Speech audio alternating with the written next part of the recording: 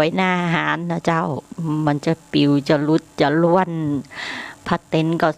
2,000-3,000หลังคาแฮมกี่หมื่นโอ้ยทนายปอจะเสี่ยงสตังค์แฮมเลี้ยวคนเฮาถ้ามีสตังค์ใจนะเจ้าก็บ่มีข้าวกินแต่ตุเจ้าอ่ะถ้าบ่มีสตังค์ใจยังมีข้าวกินนะเจ้าบิณฑบาตได้เจ้าถ้าเจ้าบ้านทั่วไปถ้าบ่มีสตังค์นี่นะเจ้าบ่ได้เข้าเรียนหนังสือนะเจ้าปริญญาตรีก็บ่ได้นะเจ้าสมัยแตะก่อนนี้เปิ้นบ่มีกยศนะเจ้าสมัยทนายปอพ่อแม่ทนายปอเปิ้นก็ต้องกราบแทบเท้าท่านที่ท่านมีคุณธรรมสูงนะเจ้าอบรมบ่มจิตของทนายปอให้อยู่ในศีลในธรรมนะเจ้ามาหันตายสนิทเลยนะเจ้าปัจจุบันนี้นะเจ้าน้องโคมาคงมีสตังค์เหลือกินเหลือใจอย่างอี้นะเจ้าเผอิญน้องโคมาก็ยังอยู่ได้อยู่ทำไปทำงานไปเรื่อยๆนะเจ้าได้พ่องบ่ได้พ่องก็ยังดีกว่าบ่ได้เลยนะเจ้าได้น้อยก็ดีกว่าบ่ได้นักก็ดีนะเจ้าป้อทนายปอมันบอกว่าญาการไปตะลูกน้ำจึมบ่อทรายนะเจ้าได้ปุ้นพ่องได้เพพ่องทนายปอบอกว่าทนายปอจะยุดงานกฎหมายแล้วนะป้อทนายปอบ่ไหวแล้วหมุนตัวพบตันแล้วเอวจะขาดแล้วตัวจะขาดแล้วคุณพ่อทนายปอก็บอกว่าญาการไปลูกหารค้าขอน้ำจึงบ่อทรายรายได้จากงานกฎหมายก็เป็นเงินเก็บได้นะลูกอดทนเอาจ้างกินจ้างใจจ้างตานจ้างเก็บนะเจ้าอยู่เหลือกินเหลือใจทันทีนะเจ้าอยู่กับความจนให้ได้แล้วก็อยู่โดยบ่ต้องมีหน้ามีตาทางสังคมเกินฐานะนะเจ้าเมื่อนั้นท่านจะอยู่ได้อย่างมั่นคงในชีวิตไม่สร้างหนี้เพื่อฐานะทางสังคมนะเจ้าถ้าบ่สร้างหนี้เพื่อฐานะทางสังคมท่านสบายนะเจ้าระบบชีวิตในการทำงานดีได้คุณพ่อของทนายปอท่านมีวิธีการที่บอกให้ทนายปอสร้างหนี้นะเจ้าถ้าเมื่อไหร่ที่สร้างหนี้ปุ๊บท่านมีวิธีการดูดซับทนายปอไปเก็บจ้างกินจ้างใจจ้างตานจ้างเก็บทันทีตรงนี้ต้องขอบพระคุณท่านเป็นอย่างสูงนะเจ้าเช้านี้น้อมจิตน้อมใจรับศีลกันหรือยังเจ้าศีล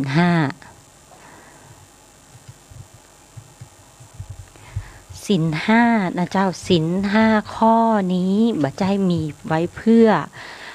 ทุจริตนะเจ้าศีล5ข้อมีไว้เพื่อที่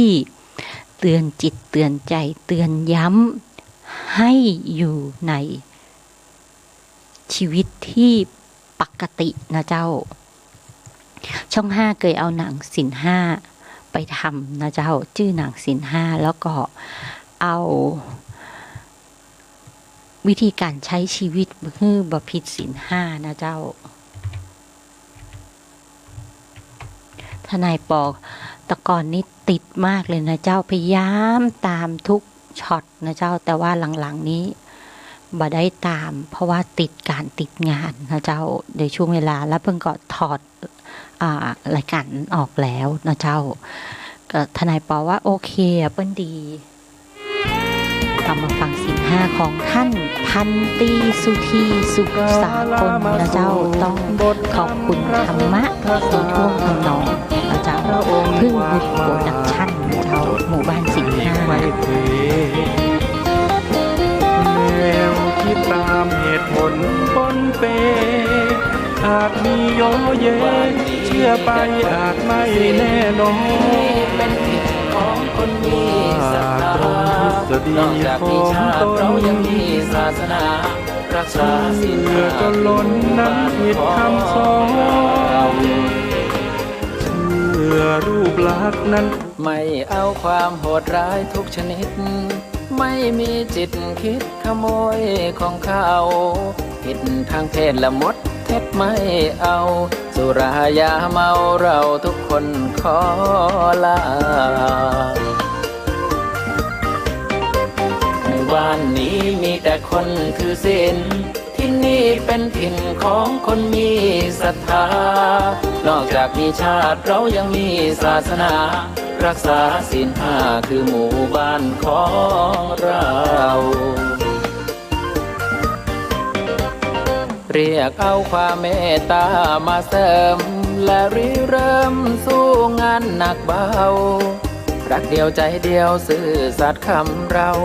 ชีวิตไม่เมาเพราะมีสติปัญญาหมู่บ้านนี้มีแต่คนถือศีลที่นี่เป็นถิ่นของคนมีศรัทธานอกจากมีชาติเรายังมีศาสนารักษาศีลคือหมู่บ้านของเรารักในหลวงห่วงลูกหลานร่วมกันต้านสิ่งไม่ดีไม่เอาหมู่บ้านศีลห้าของเราอย่าให้อายเขาต้องช่วยกันรักษาหมู่บ้านนี้มีแต่คนถือศีล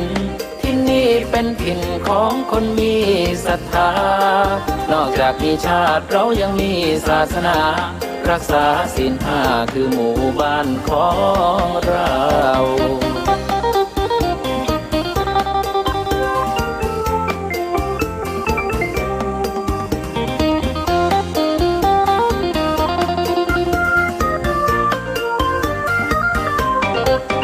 ไม่เอาความโหดร้ายทุกชนิด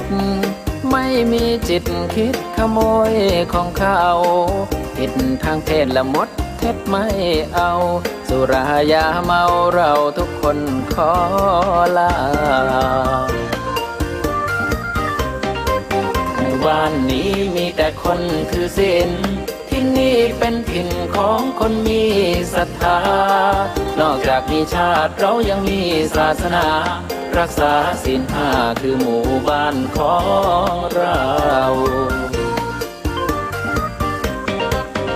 เรียกเอาความเมตตามาเสริมและริเริ่มสู้งานหนักเบารักเดียวใจเดียวซื่อสัตย์คำเราชีวิตไม่เมาเพราะมีสติปัญญาหมู่บ้านนี้มีแต่คนถือศีลที่นี่เป็นถิ่นของคนมีศรัทธานอกจากมีชาติเรายังมีศาสนารักษาศีลห้าคือหมู่บ้านของเรารักในหลวงห่วงลูกหลานร่วมกันต้านสิ่งไม่ดีไม่เอาหมู่บ้านศีลห้าของเราอย่าให้อายเขาต้องช่วยกันรักษาหมู่บ้านนี้มีแต่คนถือศีลที่นี่เป็นถิ่นของคนมีศรัทธานอกจากมีชาติเรายังมีศาสนารักษาศีลห้าคือหมู่บ้านของเรานอกจากมีชาติเรายังมีศาสนารักษาศีลห้าคือหมู่บ้านของเรา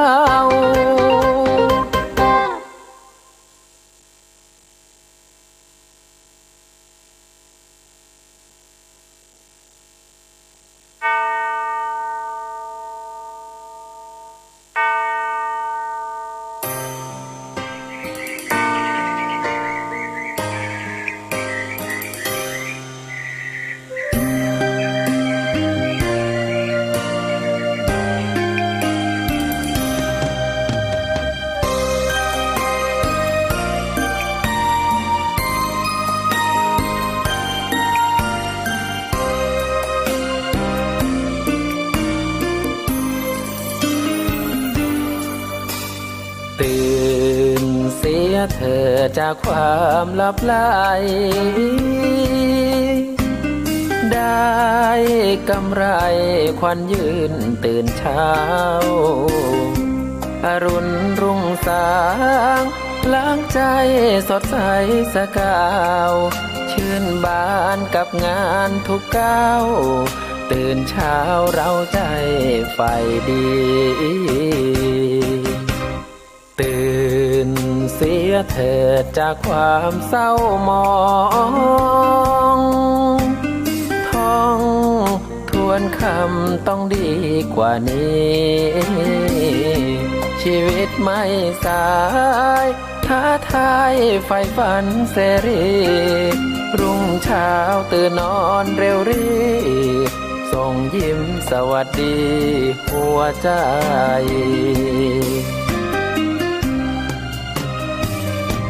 อรุณสวัสดิ์ครับคุณผู้ฟังนกการ้องสั่งบอกถึงเวลาก้าวไปไก่ขันเจื่อยแจวควรตื่นได้แล้วแก้วใจเมื่อวานเสียแล้วเสียไปเริ่มต้นใหม่หนทางยังมีตื่นเสียเถิดเปิดความสดใสให้ดวงใจพร้อมสู้วันนี้ไม่มีปัญหาแม้ว่าปัญหายังมีให้รักประคองน้องพี่ให้คุณความดีคุ้มครอง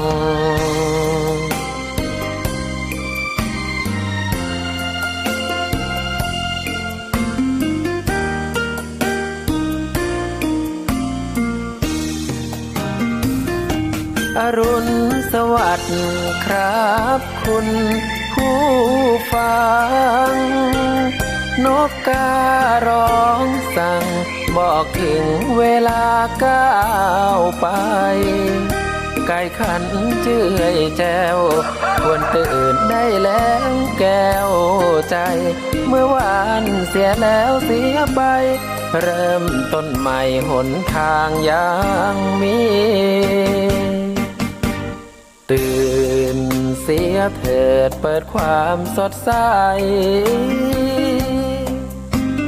ให้ดวงใจพร้อมสู้วันนี้ไม่มี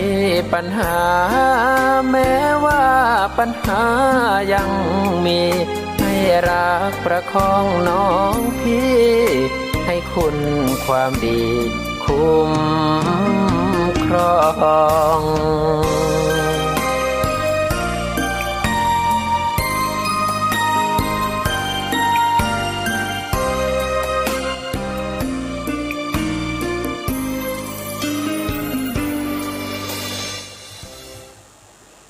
เจ้าสองเพลงของท่านพันตรีสุธีสุขสากลนะเจ้าอนุศาสตร์นะเจ้าเป็นพิธีกรอนุศาสตร์ในทางพระพุทธศาสนานะเจ้าอนุศาสตร์นี้หมายถึงอะไรยังผู้ดำเนินการทางพิธีการทางศาสนาพุทธนะเจ้า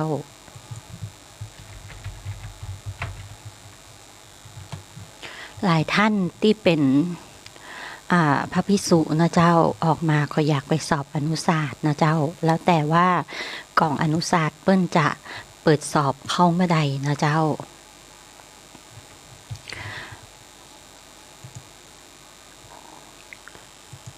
อนุศาสตร์นี้เป็นข้าราชการทหารนะเจ้าอนุศาสตราจารย์อนุศาสนาจารย์นะเจ้าอนุศาสนาจารย์หรืออ่านว่าอนุศาสนาจารย์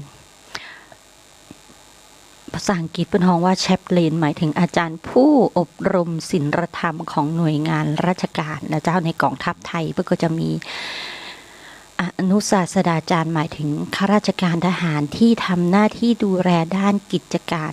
ศาสนาในกองทัพแต่เป็นคฤหัสถ์ไม่ใช่นักบวชครอบคายงานของอนุศาสตร์คือเป็นผู้นำทางจิตวิญญาณของศาสนาของตนนะเจ้าเป็นผู้นำประกอบพิธีทางศาสนาของตนให้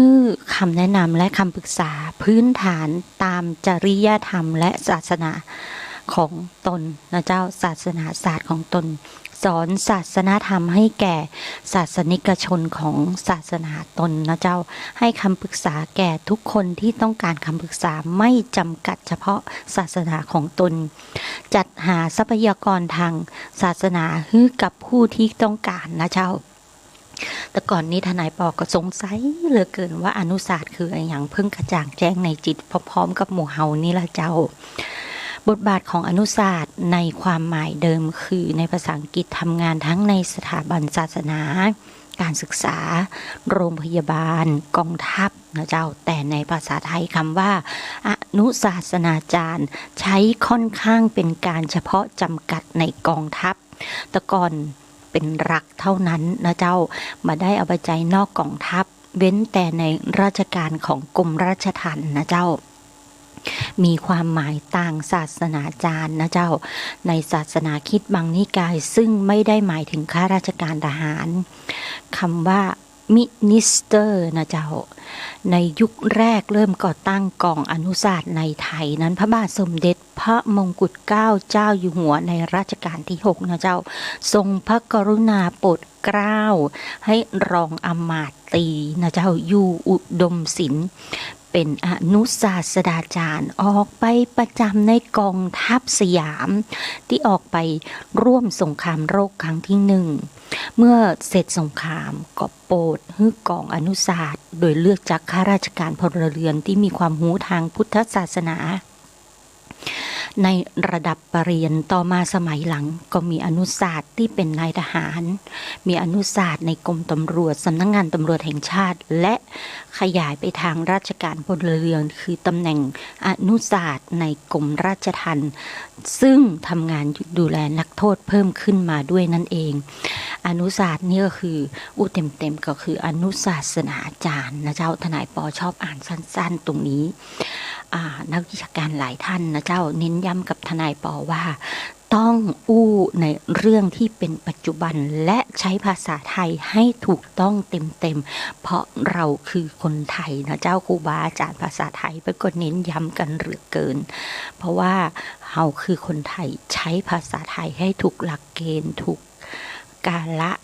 ถูกการเวลานะเจ้าเพราะฉะนั้นภาษาไทยเราก็จะอยู่เป็นอัตลักษณ์ของคนไทยนะเจ้าถ้าแผงไปนิดเปลี่ยนไปหน่อยไม่เป็นวัยรุ่นนะเจ้าทนายปอก็ต้องขออภัยด้วยนะเจ้าทนายปออยากให้น้องๆทุกคนที่เป็นวัยรุ่นสร้างอัตลักษณ์ที่เป็น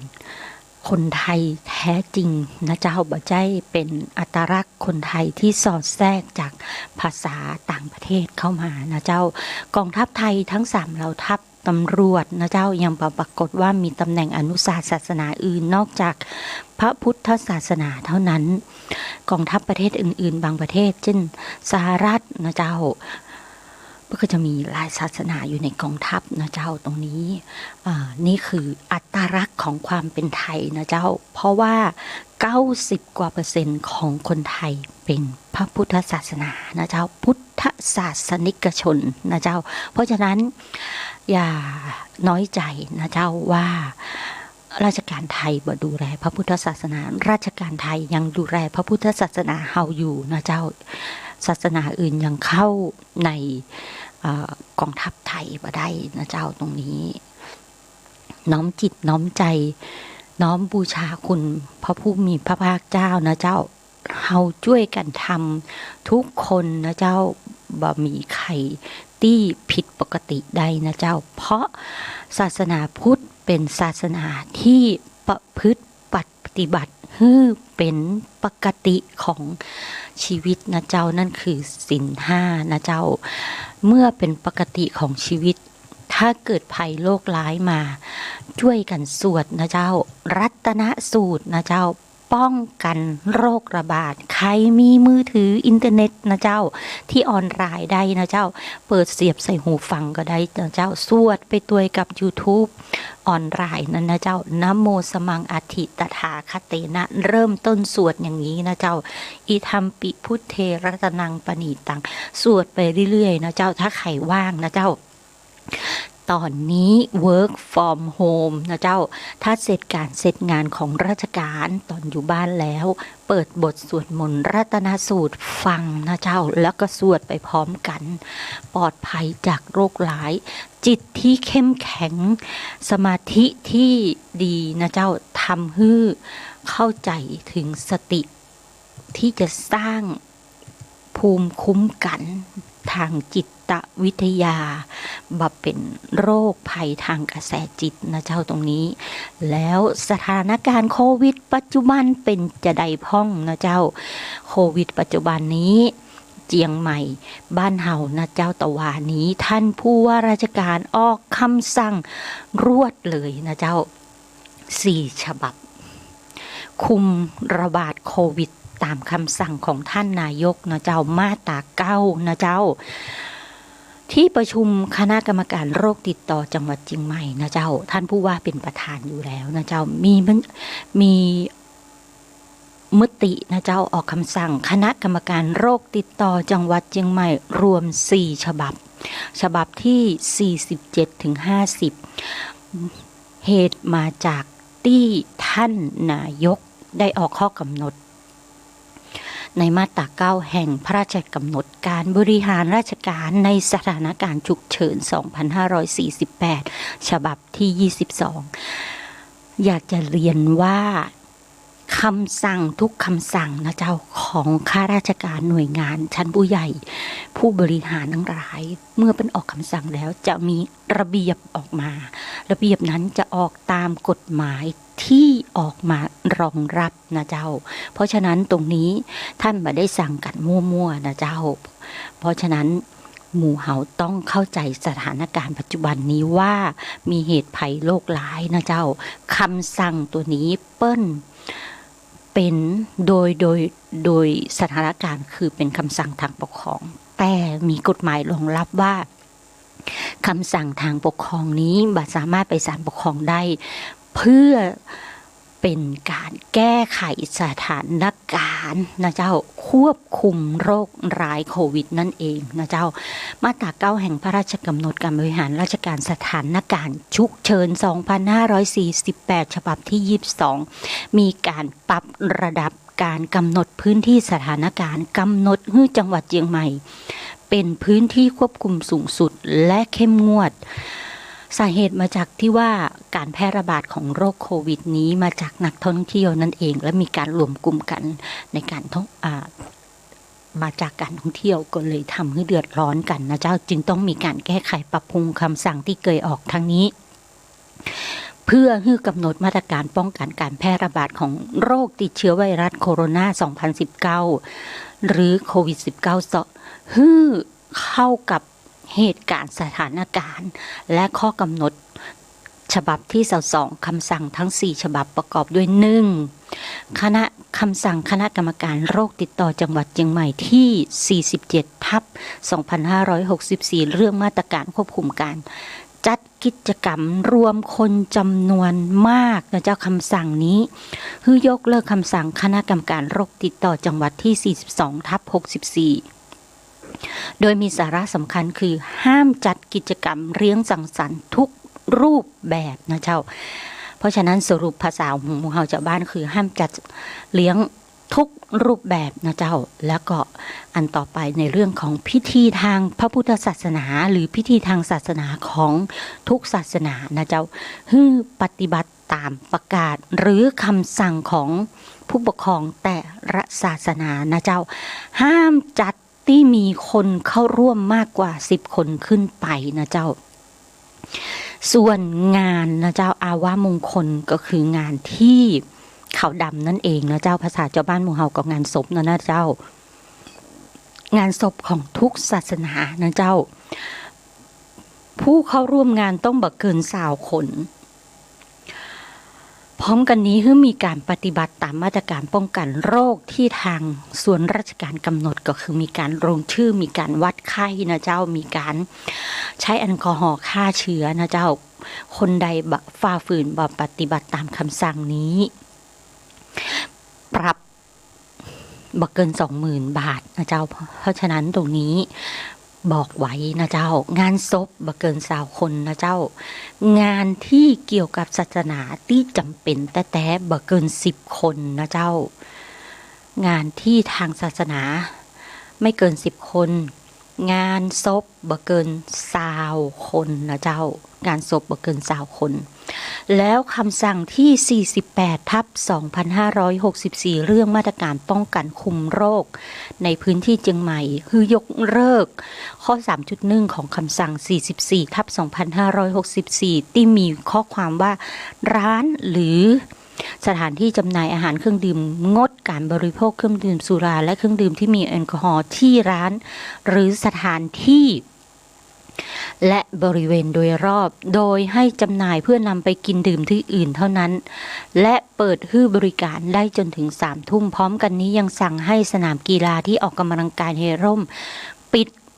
นะเจ้าเพราะฉะนั้นสรุปคือร้านขายเหล้าทั้งหลายร้านกินข้าวทั้งหลายนะเจ้าขายแล้วฮื้อกลับไปกินที่บ้านนะเจ้าโดยรอบร้านบ่ฮื้อนั่งกินนะเจ้าส่วนสนามกีฬานะเจ้าบ่ฮื้อใช้สถานที่สนามกีฬาคือไปออกกำลังกายในบ้านนะเจ้าสนามกีฬากลางแจ้งโล่งแจ้งสามารถเปิดได้แต่บ่เกิน 3 ทุ่มนะเจ้าห้ามจัดให้มีสถานการแข่งกีฬาซึ่งผู้ใดฝ่าฝืนปรับบ่เกิน 20,000 บาทหรือจำคุกบ่เกิน1 ปีปรับบ่เกิน 100,000 บาทหรือทั้งจำทั้งปรับนะเจ้าแล้วคำสั่งที่ 49/2564 เรื่องมาตรการควบคุมการเดินทางของเจ้าบ้านโดยมีข้อความที่สำคัญว่าชาวบ้านเดินทางเข้าจังหวัดเชียงใหม่ต้องลงทะเบียน CM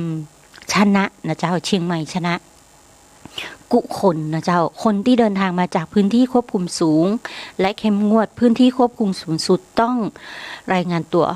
ต่อเจ้าพนักงานควบคุมโรคทันทีปฏิบัติตามคำแนะนำที่รับแจ้งจากเชียงใหม่ชนะหากบ่ได้ข้อความ0848052121นะเจ้าลงทะเบียนในเว็บเชียงใหม่ชนะ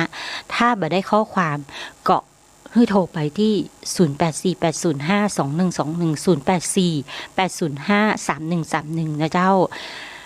พร้อมกันนี้จะถูกคุมไว้สังเกต Control for Observation นะเจ้า14 วันโดยหากจำเป็นออกจากที่พักคือแสดงเหตุผลหลักฐานต่อเจ้าหน้าที่เพื่อพิจารณาอนุญาตส่วนคนที่เดินทางมาจากจังหวัดอื่นนะเจ้าให้ปฏิบัติตามคำแนะนำที่ได้รับแจ้งจากเชียงใหม่ชนะโดยสังเกตตนเองใกล้ชิดนะเจ้า Safe Monitoring นะเจ้าหากผิดปกติแจ้งเจ้าพนักงานคุมโรคติดต่อในพื้นที่ทันทีคำสั่ง 49/2564 นี้คือยกเลิกคำสั่งคณะกรรมการโรคติดต่อจังหวัดเชียงใหม่ 40/2564 เรื่องมาตรการควบคุมการเดินทางของคนที่เดินทางเข้าเชียงใหม่นะเจ้าลงวันที่20 เมษายน 2564 เพื่อให้ข้อกำหนดออกตามมาตรา 9 แห่งพระราชกำหนดการบริหารราชการในสถานการณ์ฉุกเฉินปี 2548 ฉบับที่22นะเจ้าอันสุดท้ายนะเจ้าคำสั่งที่ 50/2564 เรื่องมาตรการการสวมหน้ากากอนามัยหรือหน้ากากผ้าคำสั่งนี้คือยกเลิกคำสั่งคณะกรรมการโรคติดต่อจังหวัดเชียงใหม่ที่ 43/2564 และคำสั่งที่ 45/2564 ซึ่งมีใจความสำคัญว่าให้ชาวบ้านสวมหน้ากากอนามัยหรือหน้ากากผ้าเมื่ออยู่นอกบ้านหรือเมื่ออยู่ที่สาธารณสถานโดยต้องสวมให้ถูกวิธีตามที่กระทรวงแนะนำเพื่อลดความเสี่ยงในการติดเชื้อ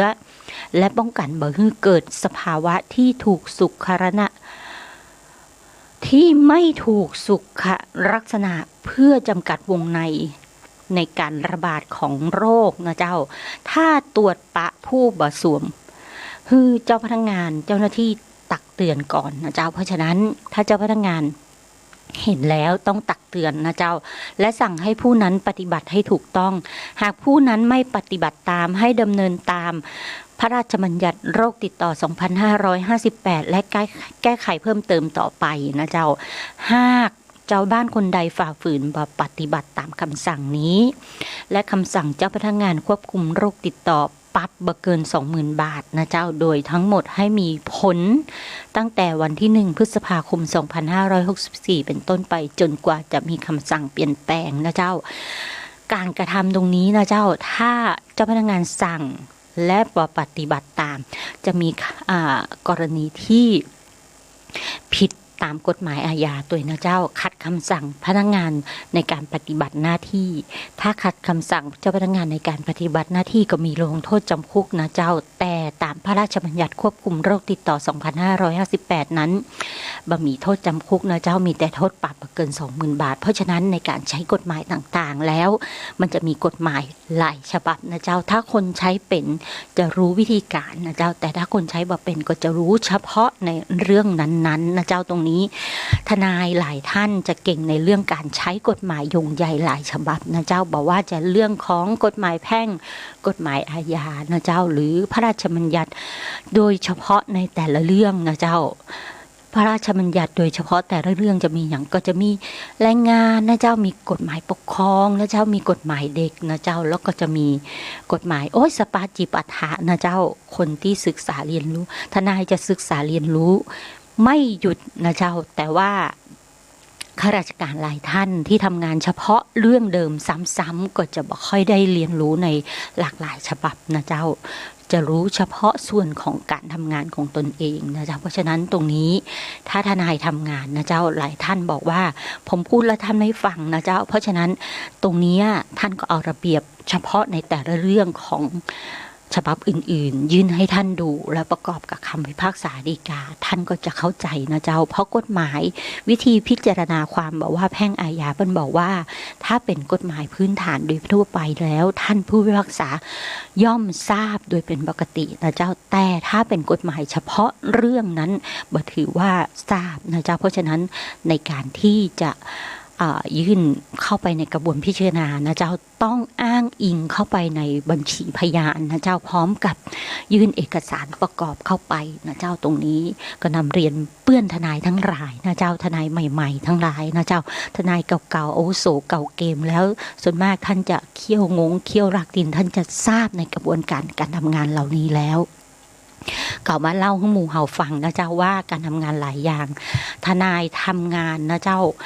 ต้องกินข้าวนะเจ้าบ่ได้กินลมบ่ได้กินแกบนะเจ้าแล้วก็ไปเดินบิณฑบาตบ่ได้นะเจ้าในงานส่วนงานทุกอย่างบางทีต้องทุ่มเวลากับการอ่านหนังสือทั้งวันทั้งคืนเพื่อที่จะให้ได้ข้อมูล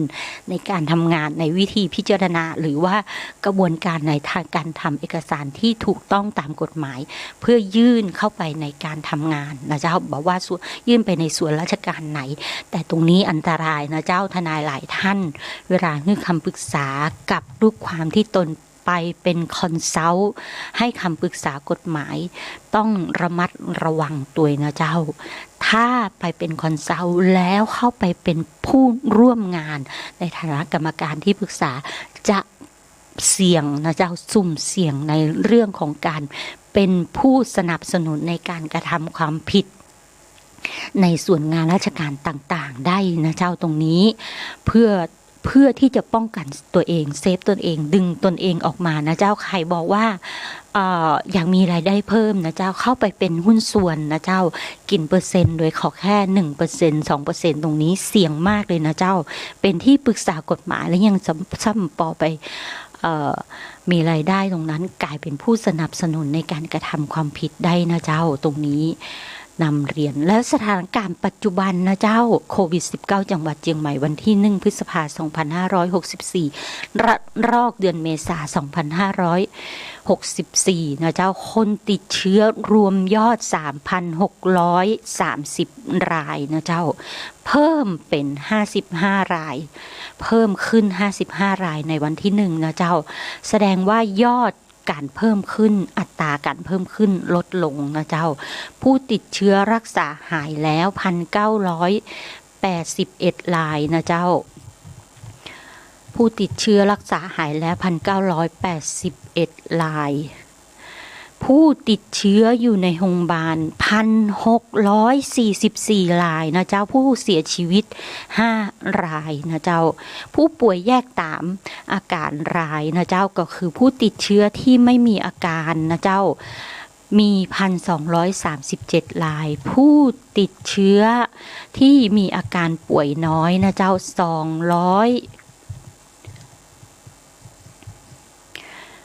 8รายนะเจ้าผู้ติดเชื้อที่มีอาการป่วยรุนแรงนะเจ้า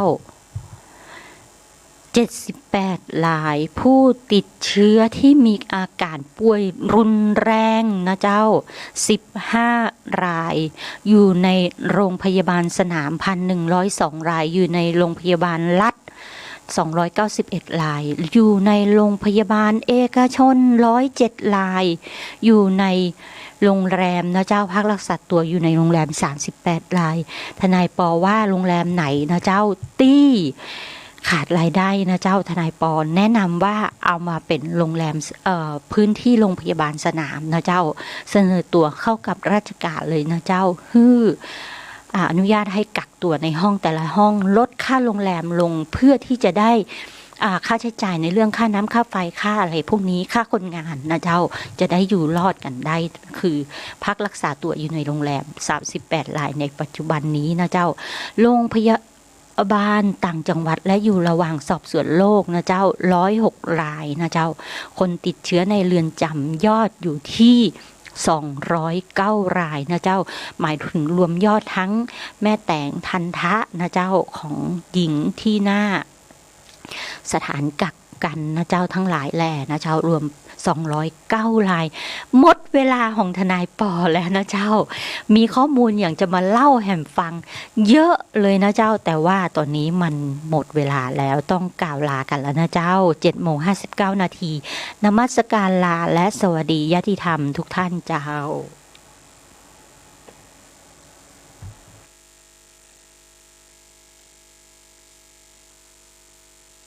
สถานีวิทยุกระจายเสียงพระพุทธศาสนาแห่งชาติและสังคมคลื่นเพื่อการศึกษา